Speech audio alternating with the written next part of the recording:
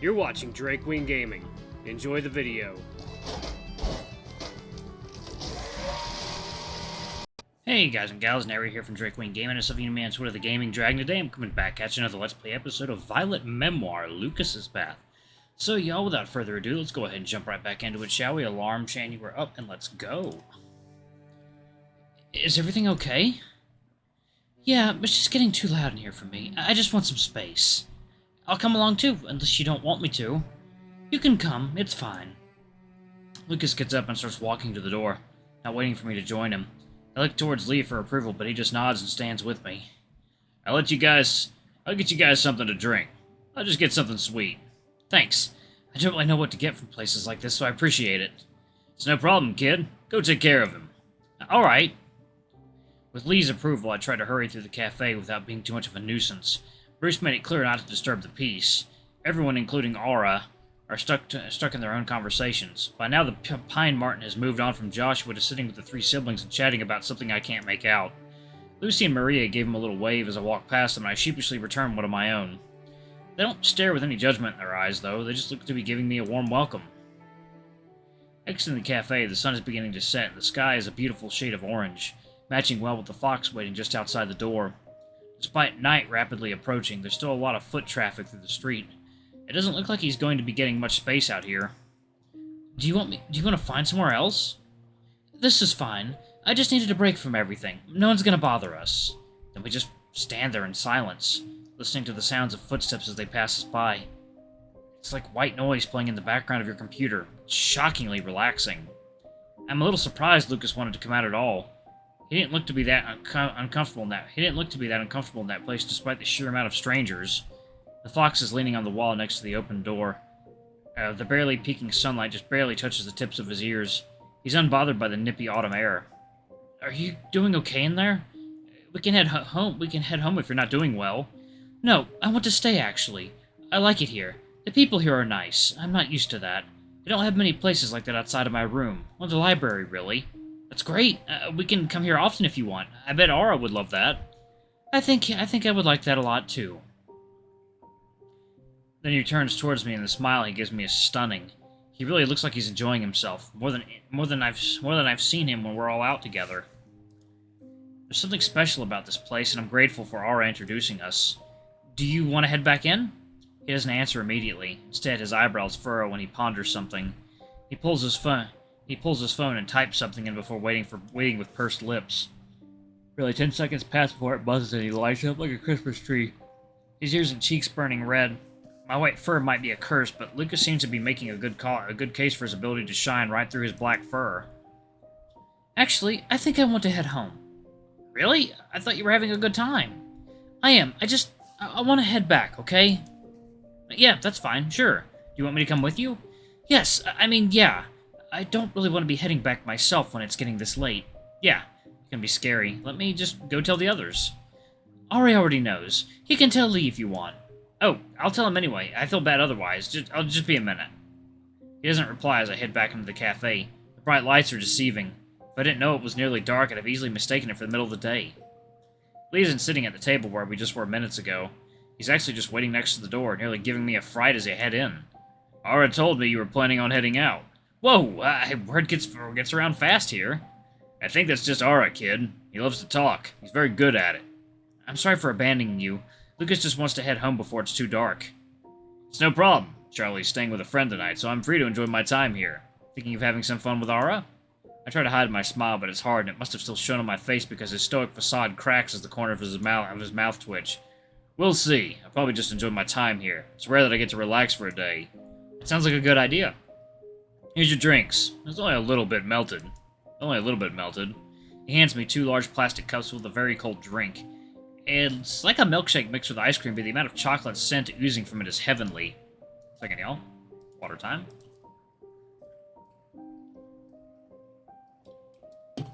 Oh, man. Wow, this looks so good. Ara said this is his favorite.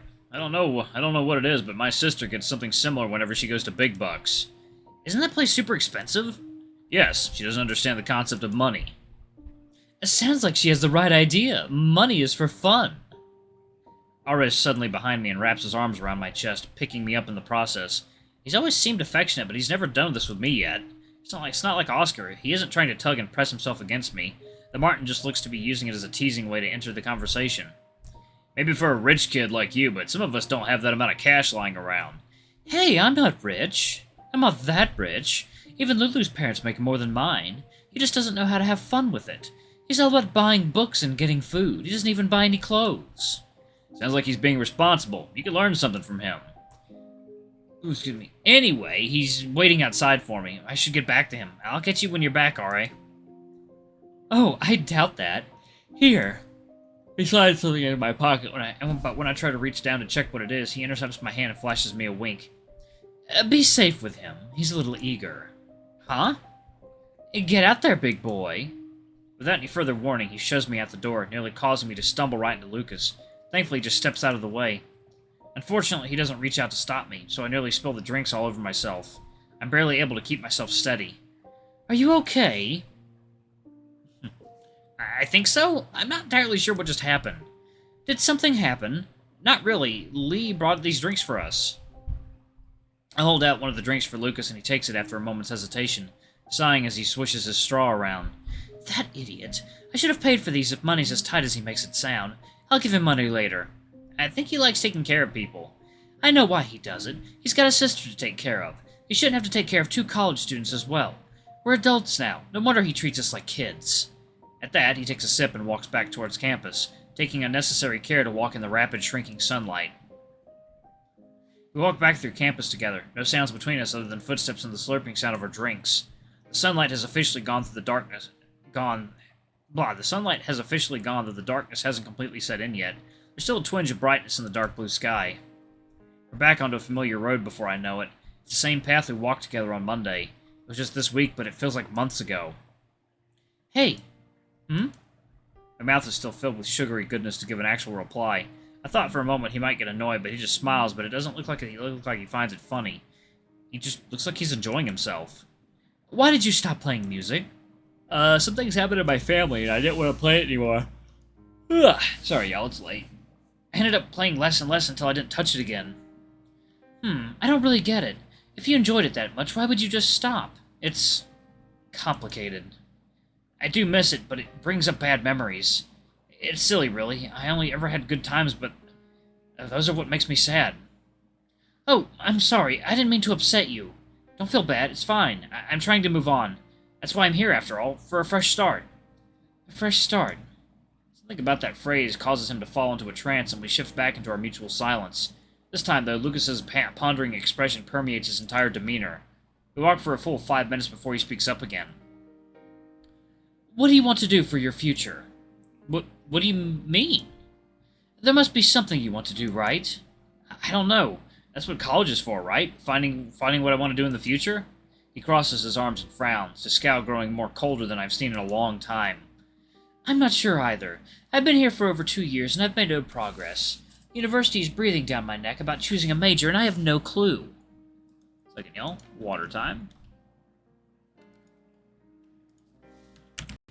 His eyes look hard and his face is firm, but there's a shakiness in his voice that makes it clear this is more than just a bother. This is something that's weighing on his mind. What about your books? You're so passionate about those, you really know what you're talking about. You've helped me more than all the English teachers that I've had combined. You can't make a career out of a literature degree.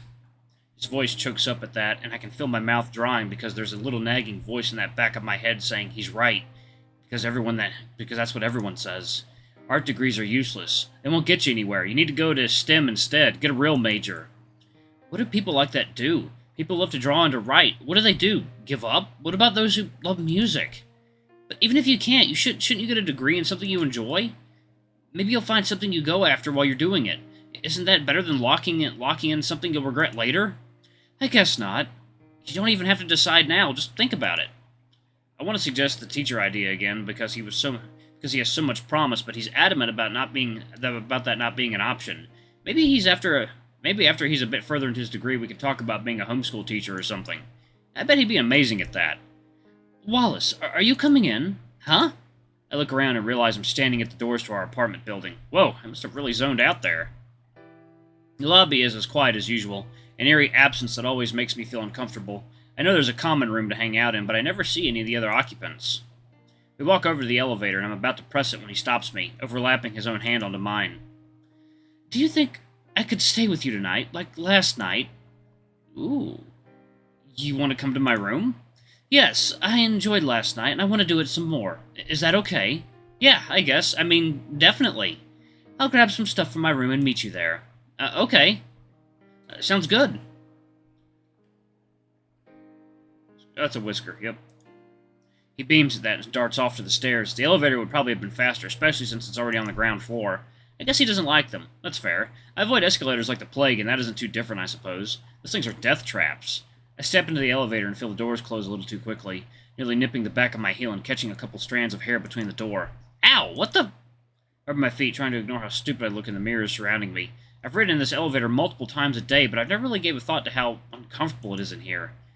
It feels so isolating, with the endless distance on each side of him. It's like I'm trapped in a maze of mirrors. God, what's wrong with my head right now? I think Lucas avoiding them is causing me to overthink this. God, why is this ride taking so long? I feel like I should have gotten to my floor like 2 minutes ago. The door dings as it opens, and I step out into a very dark hallway. The flicking lights make it clear this corridor isn't in the best condition. This isn't my floor. I don't hesitate to step back into the elevator, checking the small screen for what floor we're on. Floor 19? I thought 18 was the highest it went. The fur on the back of my neck stands up, and I jam my finger against the bottom button to my floor. Not waiting to waste another second, staring into this ominous hallway. I refuse to blink. I don't want there to even be a second where something can appear standing at the edge of the hallway, though the flickering light makes my efforts pointless. After an eternity, the doors begin to close, but I don't take my gaze off the corridor for a moment until it's disappeared behind the shiny silver metal. I never noticed the lack of any music in this thing until now. I can only hear the sound of my heavy breathing echoing this tiny thing. Calm down, Wallace. You're psyching yourself out again. You have to stop doing this. But out of the corner of my eye in the far distance of the mirror to my left, I swear I can see something move. Except there's nowhere for something to move. It might look endless, but all this place is just a single square room. There's nothing that can be running around. I'm just seeing something. I'm tricking myself again like I've been doing all week. Not wanting to participate anymore, I close my eyes and just focus on my breathing. There's nothing that can be around me, and I just need to calm down. It's like, no, water time. I didn't realize I've been on the edge since Lucas brought up the future. It's a daunting topic that's been slowly gnawing at the back of my mind. It's causing me to stress out, that's all. There's nothing weird going on, and I definitely can't hear a barely audible giggle coming from nearby. It's probably just from one of the floors I'm passing anyway. The moment the door opens again, I dart out into the hallway, nearly running into a polar bear waiting outside in a hurry. Hey, watch out! Sorry. I would explain more, but I just want to get to my room. Just wait for that elevator. Maybe Lucas has the right idea, and I should just take the stairs from now on. The inside of my room is a welcome refresher after that little, whatever that was, panic attack? Possibly. Overactive imagination? More likely. Maybe even too much caffeine and sugar. The first thing my eyes lay on is the diary, sitting on the desk across from my bed. It's the only one there, standing out more starkly than a single ray of light from the desk lamp in the dark room. It's weird. I must have forgotten to turn it off, but I don't remember using this since that second night. I told Lee that I'd read more of the diary that I'd read more of the diary if I wanted to, but that doesn't mean I do. I might have argued for the ability to be able to, but reading it has definitely taken a toll on my psyche, and I think a break would be good. That doesn't scratch that itch in my brain. That desire to know a little bit more about what's going on with Helena. There's got to be something else going on with her. Her situation is just so strange, especially with whatever's going on with her parents. I want to find out more. Wait, maybe there's something else I can do. I pull out my phone out of my pocket and lay on my bed, sending a message to a new friend I've just made. Hey, sorry for messaging like this, but I wanted to ask you some more questions about Helena, if that's okay. I expect him to take a little while to message me back, but I'm not even able to exit the messenger by the time he replies back. It's like he can type faster than I can breathe. I will admit that I expected you to message me to come hang with you guys before we got back into this again, but I don't mind. Suddenly my phone rings, and I'm just left staring at Kostia's name on the screen. I know I should just answer it immediately, but I can't help but be stunned. I barely ever get calls from anyone that isn't my parents. Hey, Kostia. Don't stress about the name, friend. Just call me whatever you find easiest. So, Helena again? Sorry, I don't mean to intrude. I know this is a sensitive topic for you. I had a few more questions I wanted to ask. It's okay. I'm kidding. Just answer me one question first. Sure thing, anything. Have you kissed him yet? The words sound like a joke, but his tone is completely serious. It might be a bit of miscommunication due to his thick accent, but it's still enough to leave my brain gears stalling. What do you mean? Lucas, have you kissed him yet? No, why would we have kissed? Because he talks about you like he's been crushing on you for years. He said you guys spent the night together last night. It caused me to nearly drop my phone. Why would he tell him that? Does he have no sense of privacy? Wait, this is Lucas. Of course he doesn't have any shame. Why haven't I learned my lesson about this? It's the same guy who walked out in just a towel when I visited his room for the first time. I just had a bad night and I wanted to stay with some friends. He offered to have me over. That's sweet, but that wasn't the only reason I asked. I just have a feeling. I didn't know Lucas for super long. We were only close for around a week, but he's not hard to figure out. Yeah, I've gathered that, but no, we haven't kissed. Nothing like that. That's all I wanted to know. What questions did you have about Elena? That's it? That's it. I was just curious, nothing more. I'm not here to harass you over every detail. I was mostly just checking in about him. Sounds like he's doing well. He is. At least I think he is. That's all I really need to know. It causes me to smile. No matter what happens regarding this diary and Helena project, even if things turn to total shit, there's always going to be one good thing that came from it.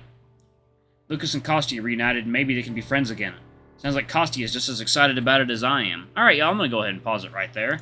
Thank y'all so much for watching. Don't forget to like, comment, subscribe, ring that notification bell. Leave a super thanks, or if you can, it always helps. Until the next video, I love you all. I'll see you next time. Bye-bye!